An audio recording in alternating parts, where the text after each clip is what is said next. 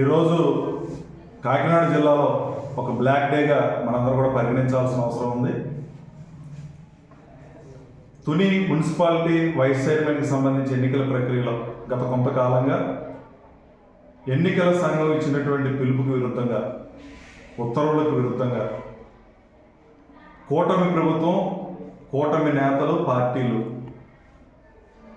Majority లేనటువంటి మున్సిపాలిటీలో vice chairman పదవి ఏదో రకంగా దక్కించుకోవాలన్న ఆలోచనతో 30 మంది కౌన్సిలర్లు పూర్తిగా వన్ సైడ్గా ఉన్నటువంటి పరిస్థితిలో ప్రజాస్వామ్య విలువలకి, స్ఫూర్తికి తిలోదకలు ఇస్తూ అడ్డదారులలో ప్రలోభ పెట్టి ఓపెన్ చేస్తామన్నటువంటి ఆలోచనతో ఈరోజు మరి కాకినాడ జిల్లాలో తుని మున్సిపాలిటీలో జరుగుతున్నటువంటి తీరుకి నిరసనగా గౌరవ కాకినాడ జిల్లా పార్టీ అధ్యక్షులు దాడిశెట్టి రాజా గారు ఇచ్చినటువంటి పిలుపు మేరకి అందరూ కూడా 7 నియోజకవర్గాల నుంచి వైఎస్ఆర్ కాంగ్రెస్ పార్టీ నాయకులు ఈ పిలుపుని స్వీకరించి రేపు జరిగేటటువంటి చెలో తుని కార్యక్రమాన్ని విజయవంతం చేయాలని చెప్పి నేను అందరూ కూడా కోరుతా ఉన్నాను. చాలా దురదృష్టకరమైనటువంటి విషయం, ఈరోజు రాష్ట్రంలో అంబేద్కర్ గారు రచించినటువంటి భారత రాజ్యాంగానికి బదులుగా లోకేష్ గారు ఏదైతే సూచించారో అటువంటి రెడ్ బుక్ రాజ్యాంగం ఈరోజు అమలవుతున్నటువంటి తీరు ఈరోజు రాష్ట్ర వ్యాప్తంగా జరుగుతుంది. ఇది చాలా దురదృష్టకరమైనటువంటి విషయం.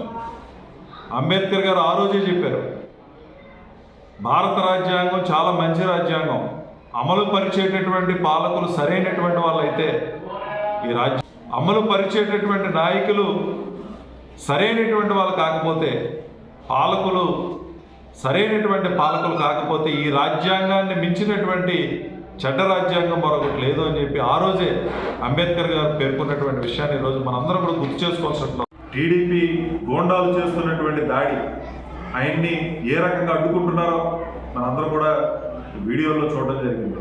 మరి ఇటువంటి సంస్కృతి కనుక మీరు తీసుకొస్తే మరి దీనికి ప్రతిచర్యలు భవిష్యత్తులో కనుక వైఎస్ఆర్ కాంగ్రెస్ పార్టీ తీసుకుంటే మరి శాంతి భద్రతలు ఏ రకంగా విఘాతం కలుగుతాయో ఒకసారి ఆలోచన చేయాల్సిన అవసరం ఉంది. నేను జిల్లా ఎస్పీ గారిని కానీ లేదా కలెక్టర్ గారిని కానీ ఒకటే కోరుతా ఉన్నాను, ఎన్నికల నిబంధనలకు అనుగుణంగా హైకోర్టు ఇచ్చినటువంటి ఉత్తర్వులకి అనుగుణంగా, ఆదేశాలకు అనుగుణంగా మీరు స్వేచ్ఛగా మా పార్టీకి సంబంధించినటువంటి వాళ్ళు ఓటు హక్కు వినియోగించేలా పూర్తి బాధ్యతలు మీరు తీసుకోవాలి. వాళ్ళని తీసుకెళ్ళి ఓటు వేయించేటటువంటి బాధ్యత కనుక మీరు తీసుకున్నట్టయితే ఖచ్చితంగా ప్రజాస్వామ్యం బ్రతుకుతుంది.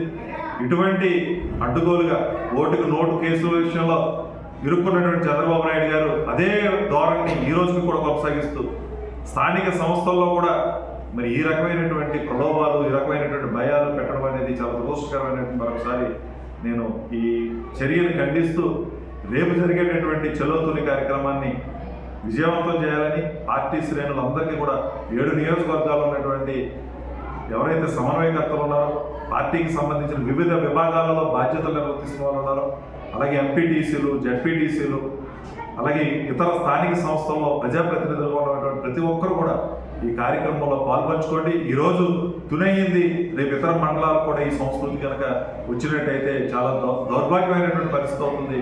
భారత రాజ్యాంగాన్ని, ప్రజాస్వామ్యాన్ని పరిరక్షించుకోవాల్సినటువంటి బాధ్యత ప్రతి ఒక్క పౌరుడి మీద, ప్రతి ఒక్క కార్యకర్త, నాయకుడి మీద ఉందనేటువంటి విషయాన్ని మీ అందరికీ కూడా తెలియజేస్తూ గౌరవ తుని మాజీ శాసనసభ్యులు, జిల్లా పార్టీ అధ్యక్షులు దాడిశెట్టి రాజా గారి పిలుపుని మనం అందరం కూడా శిరస వహించి విజయవంతం చేయాలని చెప్పి మరొకసారి అందరూ కూడా కోరుతూ ఈ చర్యల్ని మేము ఖండిస్తా ఉన్నాం. కూటమి ప్రభుత్వం కళ్ళు తెరవకపోతే, ప్రజా వ్యతిరేక విధానాలకు వెళ్తే, లేదా ప్రతిపక్షాలను అణచివేయాలనేటువంటి ఆలోచన కనుక వెళ్తే భవిష్యత్తులో తగిన బుద్ధి చెప్తారు ప్రజలందరూ చెప్పి మరొకసారి నేను హెచ్చరిక చేస్తూ మీ అందరి దగ్గర సెలవు తీసుకుంటా ఉన్నాను. నా పేరు ఒమ్మి రఘురాం, కాకినాడ జిల్లా బూత్ కమిటీల అధ్యక్షుడిగా బాధ్యతలు నిర్వర్తిస్తూ ఉన్నాను.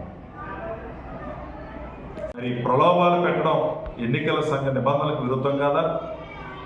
వాళ్ళని భయపెట్టడం ఎన్నికలకి నిబంధనలకు విరుద్ధం కాదా? వాళ్ళని ప్రలోభ పెట్టడం పోలీసులను ఉపయోగించి, మరి ముఖ్యంగా తుని రూరల్ సిఐ గారు చాలా అత్యుత్సాహంగా గతంలో కూడా నేను తుని శాసనసభ్యుల మీద కేసులు పెట్టానని బాహాటంగా వెల్లడించుకుంటూ ఆయన ఈరోజు భయభ్రాంతులు గురి చేస్తూ మరి మా నాయకుల్ని హౌస్ అరెస్టులు చేస్తూ బయటికి రానివ్వకుండా చేస్తున్నటువంటి ప్రక్రియ ఏదైతే ఉందో దీనికి ఖచ్చితంగా మరి వాళ్ళు సరైనటువంటి గుణపాఠం భవిష్యత్తులో తీసుకోవాల్సినటువంటి అవసరం ఉంది. రాష్ట్రంలో అత్యున్నత న్యాయస్థానం హైకోర్టు ఇచ్చినటువంటి ఉత్తర్వులకు విరుద్ధంగా ఈరోజు పోలీస్ వ్యవస్థ నడుస్తూ ఉంది. చాలా దురదృష్టకరమైనటువంటి విషయం. కాబట్టి ఒక్కసారి ప్రజలందరూ ఆలోచన చేయండి.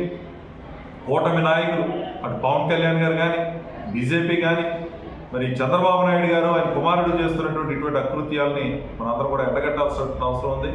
మరి ఎంత జరుగుతున్నా చాలా సీనియర్ నాయకుడు అని చెప్పుకునేటువంటి యనమల రామకృష్ణ గారు ఆయన వైఖరిని తెలియజేయాలని చెప్పి సందర్భంగా నేను డిమాండ్ చేస్తా ఉన్నాను.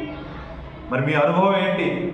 ఈ విధంగా అడ్డుగోలుగా ప్రజాస్వామ్యానికి తిలోదకాలు ఇస్తూ అసలు బలం లేని చోట ఏ రకంగా భారత రాజ్యాంగంలో ప్రతి అంశాన్ని భారత రాజ్యాంగంలో ఏదైతే పొందుపరిచారో సామాజిక ఆర్థిక రాజకీయ న్యాయాల్ని పూర్తిగా అమలుపరిచినటువంటి ముఖ్యమంత్రి జగన్మోహన్ రెడ్డి గారు అయితే ఈరోజు అనుభవం ఉన్నటువంటి చంద్రబాబు నాయుడు గారు లేదా అనుభవం లేనటువంటి లోకేష్ గారు వాళ్ళు ఏదైతే రెడ్ బుక్ రాజ్యాంగం ఉందో రాజ్యాంగాన్ని ఈరోజు అమలుపరుస్తున్నటువంటి తీరు రాష్ట్ర వ్యాప్తంగా శాంతి భద్రతలకు విఘాతం కలగడంతో పాటు ప్రజాస్వామ్య విలువలకి తిలోదకాలు ఇస్తున్నటువంటి పరిస్థితి ఈరోజు రాష్ట్రంలో జరుగుతూ ఉంది. రాష్ట్రంలో ఉన్నటువంటి ప్రజలందరూ కూడా ఇది గమనిస్తూ ఉన్నారు. ఇచ్చినటువంటి ఏ ఒక్క హామీని అమలుపరచకపోగా, పేదలకి మేలు చేయకపోగా ఈరోజు రాజ్యాంగ స్ఫూర్తికి విరుద్ధంగా మరి జరుగుతున్నటువంటి పాలన మనందరం కూడా గమనించి భవిష్యత్తులో గుణపాఠం చెప్పేటటువంటి అవకాశం ఖచ్చితంగా ఉంది. రాష్ట్ర ప్రజలు దానికోసమే ఎదురు చూస్తున్నటువంటి పరిస్థితి ఉంది. అసలు బలం లేని చోట